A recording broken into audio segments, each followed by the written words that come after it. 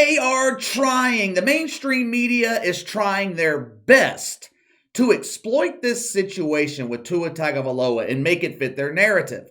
For the better part of a decade, there has been this severe hatred within the mainstream media for the NFL.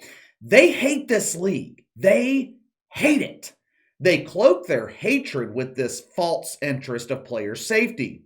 We are oh so concerned for the health of these young black men. They are being exploited by evil white owners. Once players retire from the NFL, they live the rest of their lives as a vegetable in the woke cafeteria. The lucky few are used as cucumbers and butt bongo, but most of these poor players end up frozen peas.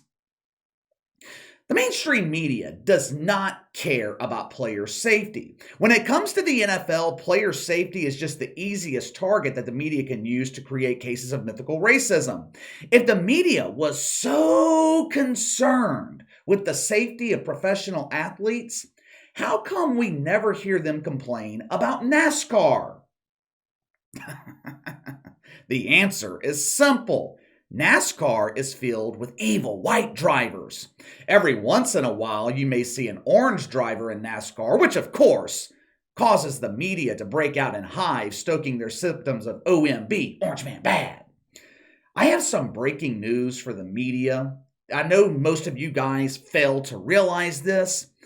Football is a dangerous sport. There is no safe way to play football, just like there's no safe way to be a professional wrestler. There's no safe way to drive a motorcycle. You can take precautions. You can remain on high alert. You can take all the necessary measures to make it as safe as it can possibly be. But when you're driving a motorcycle down the interstate at 70, 80, 90 miles an hour, there's no safe way to crash. Players in the NFL, they know the risk they're taking. The media likes to create this narrative that black men are being exploited by evil white owners. They create this narrative that NFL owners don't care about the health and safety of the players. They only care about the billions of dollars the players generate. This also furthers the media narrative when it comes to accountability. How many times in the past have we heard NFL players admit that they knew something was wrong? They knew they were hurt. They knew they were injured, but they played anyway. Yes, it is the responsibility of NFL owners, NFL head coaches to look out for the best interest of the player. But that does not mean the players have no accountability when it comes to managing their own health. That word, accountability, that word is what the shitfucks like to call a trigger word. How dare you hold me accountable for my own actions? It is not my fault I am unable to sit down. That cucumber was too large for my bongo. I blame the farmer who grew it. He knew I could not resist a supersized dong. Yesterday, MSNBC, they had their resident NFL expert speak about the Tua situation in Miami. The NFL expert in MSNBC, it's similar to the NFL expert at ESPN. She goes by she, her pronouns. She wears high heels on Sunday instead of cleats. Instead of throwing a football when she sees it, she immediately breaks down in tears, thinking about the pig that lost its life to make that football. Well, KC, who is this superstar expert? I cannot wait to hear her opinion. Oh, this birthing person knows her shit when it comes to the National Football League. I'm not kidding. When introducing this segment, Tiffany Cross, she actually called herself a sports expert. Oh, how nice it must be to live in the world of delusion. MSNBC, though, they were a bit concerned about Tiff talking about the NFL all by herself. At this point in the program, her gas level was getting close to E. It is important to have adequate levels of fuel when you're mouth farting for 2 hours on Saturday morning. So, what did MSNBC do? They invited Michael Smith on the show as her guest. Michael Smith? Michael Smith? I didn't know he was allowed out of the ESPN dungeon. I haven't heard anything about Michael Smith since he was hosting Woke Center on ESPN with Jemele Hill.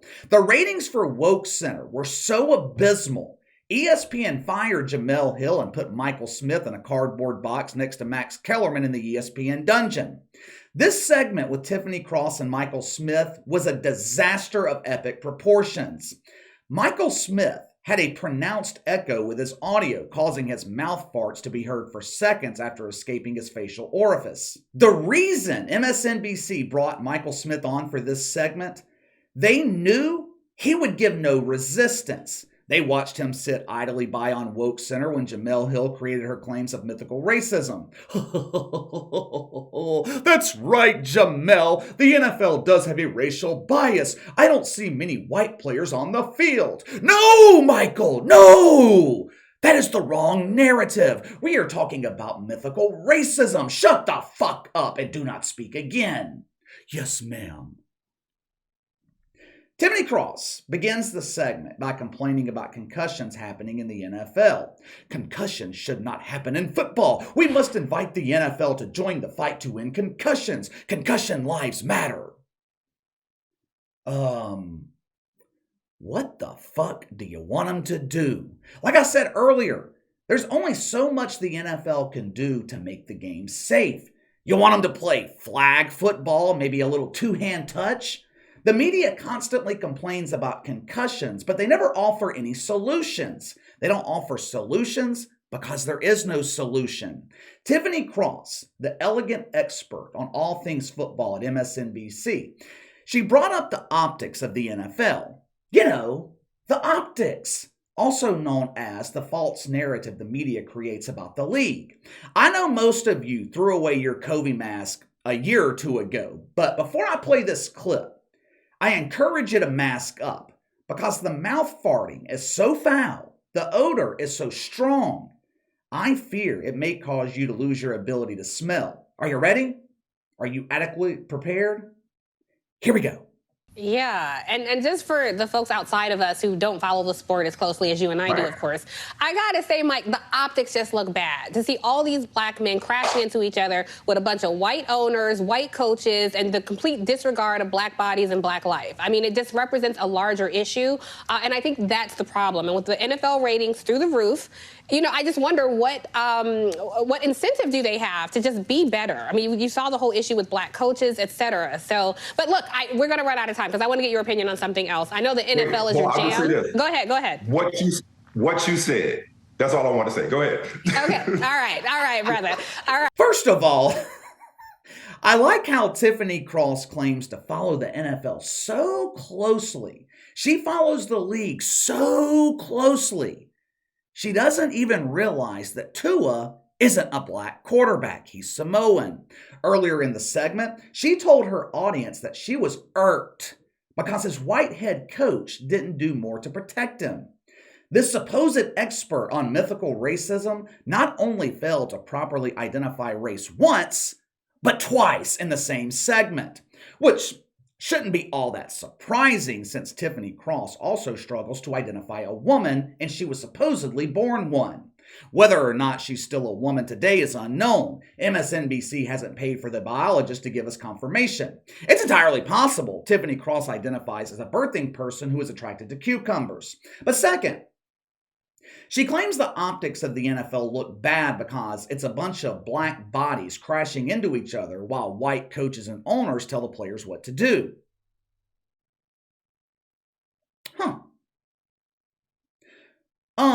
Do the optics of the NBA look bad? You go to an NBA game. There's 10 black dudes on the court, 18,000 white asses in the seats. The only time you see a white dude on an NBA court is when he streaks naked across the floor before being tackled by cops. You just saw the reason MSNBC invited Michael Smith on as the guest. Instead of checking Tiffany Cross on her bullshit, he's sitting there clapping.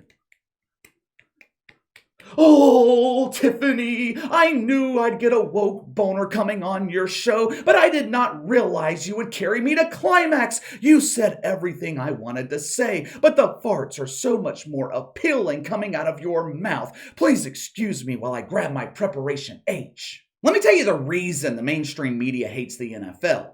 The NFL is the most popular broadcast on television. Name another show that draws 20 million viewers every week or even comes close. Remember a couple of years ago when ESPN tried to convince us that the NBA would overtake the NFL in popularity? I believe it was Pastor Jalen Rose that said that bullshit back in 2017. In the 5 years since, NBA ratings rival Major League Baseball in the huge embarrassing failure category, while the NFL preseason doubles the audience of the NBA's regular season. The reason the mainstream media hates the NFL is because we enjoy it. Anything normal people support, the media wants to destroy. Look at what they tried to do to Live Golf. They are sleeping with the Saudis. They're also in business with Orange Man Bad. Yeah, well, the NBA is being butt bongoed by China. How come you're not complaining about that? Tiffany Cross is another example of a no-talent shitfuck being given woke welfare from a major media company to do nothing but create stories of mythical racism. That is her only purpose. Her ratings are absolutely god-awful. Last weekend, she barely made the top 150 on cable. She came in at 147. She routinely loses 1 to 200,000 viewers from her lead-in. Yet MSNBC will continue paying her woke welfare to not draw an audience. They can't fire her. She checks too many woke boxes. Minority, check. Possibly identifies as a woman, check. Ability to remove facial hair in the WNBA dump by simply opening her mouth, check. Give this birthing person millions. Now, before I get out of here, let me address something real quick. This past weekend, a comment was brought to my attention. I usually don't address singular comments, especially when they're negative, because it just doesn't represent the majority of this audience. But I thought it was important to address this one. I know the upload schedule hasn't been as consistent as you've come to expect. I've had a lot going on lately that's thrown off my routine. Yes, I took off Thursday afternoon to play golf. Yes, I took off last Friday because my girlfriend had surgery. Yes, sometimes on Fridays I only get one video uploaded. But I always try to make up for the missed video during the weekend. Just because the schedule gets thrown off temporarily doesn't mean I've lost my hunger or I'm getting lazy, I've lost my drive. I've never been hungrier. I'm not resting on my laurels because the channel has grown. Trust me. I wake up every morning with the realization that all of this could disappear tomorrow. I got a reminder of that yesterday when YouTube had a worldwide glitch with monetization. I planned on getting both of these videos uploaded yesterday, but I couldn't. The video I uploaded this morning, I planned to upload yesterday. The particular comment, the reason that it pissed me off is because it questioned my work ethic. Check my fucking resume. Go through the archives here on YouTube from the last 2 years. Count how many days I didn't upload a video. Now, I usually take 1 day off during the week. I took 4 days off in January to go to the national championship in Indianapolis. Those 4 days, that is the longest stretch I've gone without uploading in 2 years. Most of you guys are professionals. You get 3, maybe 4 weeks of vacation every year, if not more. It's one of the benefits of your employment. One of the benefits of what I do, I get to make my own schedule. If I'm not feeling well, I can take the day off. Hell, even when I was sick as fuck, what was that, a week or two ago? With my voice struggling, I was still uploading every day, twice per day most days. I've always been honest with you guys. If I miss an upload, I've always given you the reason, whether it's golf, surgery, or maybe I just felt like going to the bar. But even when I do miss, I always make up for the missed video. But I've never lost my hunger for this. The last 2 weeks have been unusual, but we should be returning to normal this week. I appreciate all of you guys for sticking with me. I just wanted you to know I ain't neglecting you. Well, let me know what you think. Tiffany Cross spins the Tua situation into a case of mythical racism. She wrongly identifies the race of both Tua and Dolphins head coach Mike McDaniel in the same segment. This is the supposed NFL expert at MSNBC. Give me your thoughts. Sound off in the comments below. Make sure to like and subscribe. Click the notification bell to receive all notifications from the channel. Best way to contact me is by email at btlkc84@gmail.com, KC_BTL84 on Twitter. I'll see you guys tomorrow.